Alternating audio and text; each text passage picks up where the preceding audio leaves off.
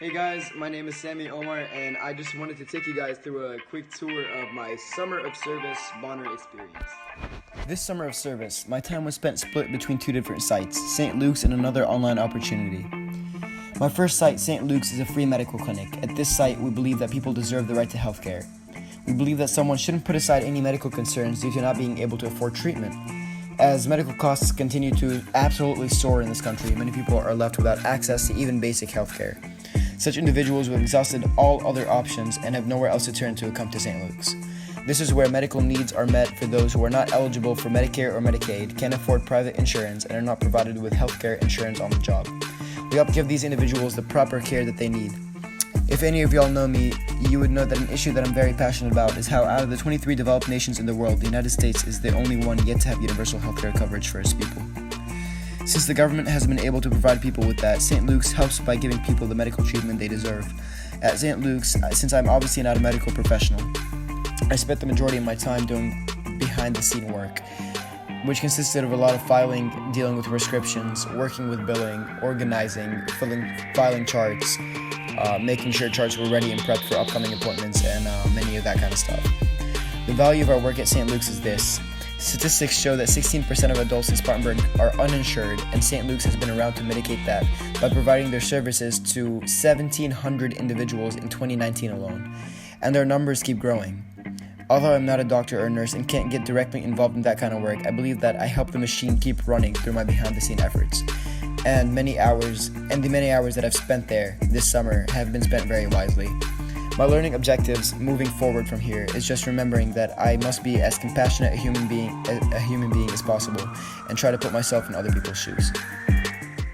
Hey guys, my name is Sammy Omar. I'm a second-year Bonner, and I'm here at St. Luke's Free Medical Clinic with Nurse Nancy, where we hope more of you would join us and come volunteer. I hope this is going to be a great year for you guys, and I'm looking forward to meeting you all. Thank you. Hey guys, come on see us. My second site this summer was an online opportunity called Know Your Issue, and it was with the head of the Bonner program, Robert Hackett, which, as you can tell from this picture, he looks like one of the coolest guys ever, and he seriously is. I was honored to work with someone who is so passionate about what he does. The summary of what we were doing with this internship is to create a hub of local, state, and national information, ranging from key organizations present nearby with regards to certain issues such as the arts, children and youth, citizenship and government, economy and jobs, education, health and wellness, housing, international issues, justice, poverty, etc. After we were done with that, we also worked on what's called an issue brief, which in summary is us taking an issue we are passionate about and summarizing it into a short report, which includes such information such as key statistics, past and present policy, defining terminology, and other stuff. So within this internship, I talked about the drug policy reform, the fact that near half of individuals incarcerated in the United States are in the prison system due to some drug-related offenses, although addiction is proven to have physiological consequences, meaning those who get addicted are that way because the drugs actually change their brain structure and functions, and thereby addiction should not be viewed as a moral failing to be imprisoned for, but rather a disease of the brain.